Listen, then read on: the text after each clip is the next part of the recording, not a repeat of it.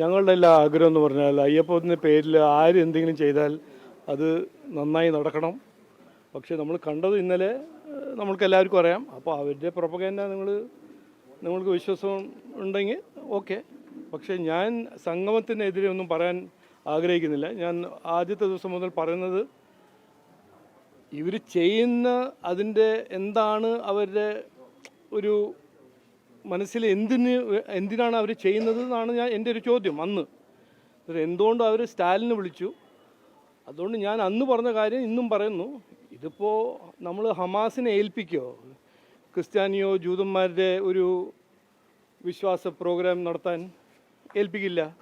അതുപോലെ തന്നെ വിശ്വാസികൾ CPM ഇങ്ങനെ ഈ പ്രോഗ്രാം ചെയ്യുമ്പോൾ വിശ്വസിക്കില്ല. അതുകൊണ്ട് ആരും അവിടെ പോയില്ല. അതാണ് നമ്മൾ ഇന്നലെ കണ്ടത്. നിങ്ങൾ വേറെ എന്തെങ്കിലും കണ്ടാൽ അതിനെക്കുറിച്ചൊന്ന് പറയാൻ അല്ല, അതല്ല, അവർ പറയട്ടെ. അവർ കുറേ കാര്യങ്ങൾ പറഞ്ഞിട്ടുണ്ട്. ഇവിടെ 10 കൊല്ലം വികസനം നടന്നിട്ടുണ്ടെന്ന് പറഞ്ഞിട്ടുണ്ടല്ലേ. അത് സാരില്ല. നോക്ക്, വിശ്വാസികളൊന്നും അവിടെ പോയിട്ടില്ല എന്ന് നമുക്ക് എല്ലാവർക്കും കൃത്യമായിട്ട് അറിയാം. അതിപ്പോൾ നിങ്ങൾക്കൊരു ഡിനയൽ ഉണ്ടെങ്കിൽ അവർക്ക് ഡിനയൽ ഉണ്ടെങ്കിൽ അത് അവർ ചെയ്തോട്ടെ. എനിക്ക് അതിനെക്കുറിച്ചൊന്നും പറയാനില്ല. വിശ്വാസികൾ അവിടെ പോവില്ല എന്ന് ഞങ്ങൾക്ക് ആദ്യം തന്നെ മനസ്സിലുണ്ടായിരുന്നു. അത് കൃത്യമായി നമുക്ക് മനസ്സിലായൊരു കാര്യമല്ലേ. എന്ത് കാരണത്തോണ്ടാണ് ഒരു വിശ്വാസി CPM അവതരിപ്പിക്കുന്ന ഒരു പ്രോഗ്രാമിൽ പോവുക? നിങ്ങളൊന്ന് വിചാരിക്കൂ. ഒരു കാരണമുണ്ടോ? ഒരു ലോജിക്കുണ്ടോ? ഇല്ല. ദ്രോഹിച്ച ഒരു പാർട്ടി, ദ്രോഹിച്ചൊരു സർക്കാർ എന്തുകൊണ്ട് വിശ്വാസികൾ അവരെ വിശ്വസിക്കും? ഇത് നിങ്ങൾ തന്നെ ചോദിക്കൂ. അത് ഇല്ല, ഞാൻ അങ്ങനെയൊന്നും പറയാൻ പോകുന്നില്ല. നിങ്ങൾ കൺക്ലൂഷൻ നിങ്ങൾ റിപ്പോർട്ടറാണ്, മാധ്യമങ്ങളാണ്, നിങ്ങൾ തീരുമാനിച്ചോളൂ. ഞാനൊരു വിശ്വാസിയാണ്. എന്നെ അവർ വിളിച്ചില്ല. ഞാൻ പറഞ്ഞല്ലോ, ആദ്യ ദിവസം പറഞ്ഞില്ലേ, എന്നെ വിളിച്ചാൽ ഞാൻ പോയിരുന്നേ. ഞാൻ വന്നു പറഞ്ഞില്ലേ, നിങ്ങൾ ചോദിച്ചില്ലേ, ഞാൻ നന്ന് പറഞ്ഞില്ലേ.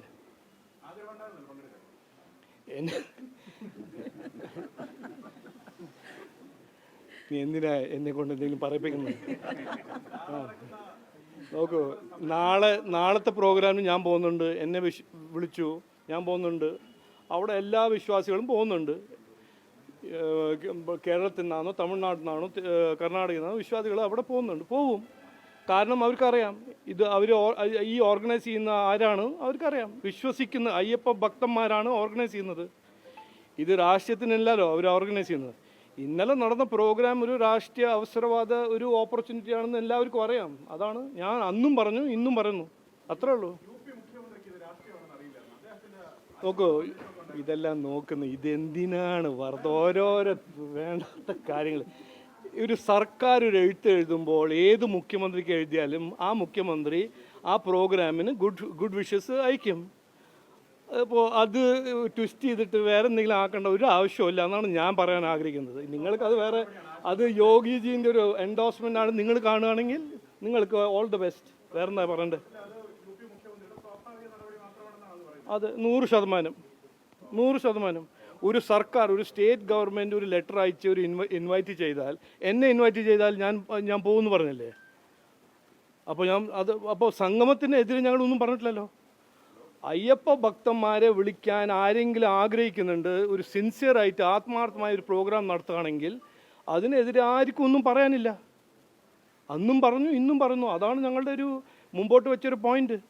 ഞങ്ങൾ എതിർത്തത് സ്റ്റാലിനെ എന്തുകൊണ്ട് വിളിക്കുന്നു, ഹിന്ദുകളെ മലേറിയയും വൈറസും ഡെങ്കി വൈറസ് വിളിക്കുന്ന ഒരു പൊളിറ്റിക്കൽ പാർട്ടീൻ്റെ നേതാവിനെ എന്തിനാണ് അയ്യപ്പ സംഘടന ചീഫ് ഗസ്റ്റായിട്ട് വിളിക്കുന്നത്? അത് ഞങ്ങൾ ചോദിച്ചു.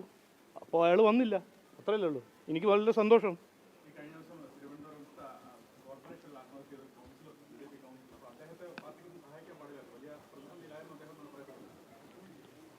ഇത് ഇന്നലെ ചെയ്ത് പിന്നെ തുടങ്ങുന്നുണ്ടോ? എന്തിനാണ് ഇതെല്ലാം? ഇതിനെക്കുറിച്ച് ഞാൻ കൃത്യമായി പറഞ്ഞിട്ടുണ്ട്. അദ്ദേഹത്തിനെ ഇൻറ്റിമിഡേറ്റ് ചെയ്തിട്ട് ഞങ്ങൾക്ക് അതിന് തെളിവ് കിട്ടിയിട്ടുണ്ട്. ആ വിഷയം പാർട്ടി കൃത്യമായി അതിന് നടപടി എടുക്കും. ജസ്റ്റിസ് ഫോർ അനിൽ ഞങ്ങൾ അത് നടപ്പിലാക്കുമെന്ന് ഞാൻ കൃത്യമായി പറയാൻ ആഗ്രഹിക്കുന്നു. ഇതിന് നിങ്ങളും ചില മാധ്യമക്കാർ ഇന്നലെ അതിന് ട്വിസ്റ്റ് ചെയ്യാൻ നോക്കി.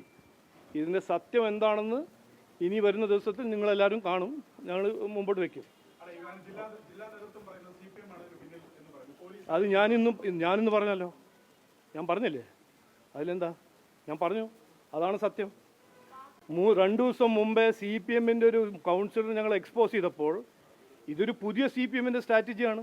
ഡയറക്റ്റായിട്ട് ഒരു ലീഡർ അല്ലെങ്കിൽ പ്രവർത്തകനെ ഡയറക്റ്റായിട്ട് ഇൻറ്റിമിഡേറ്റ് ചെയ്യാൻ നോക്കുന്നത്.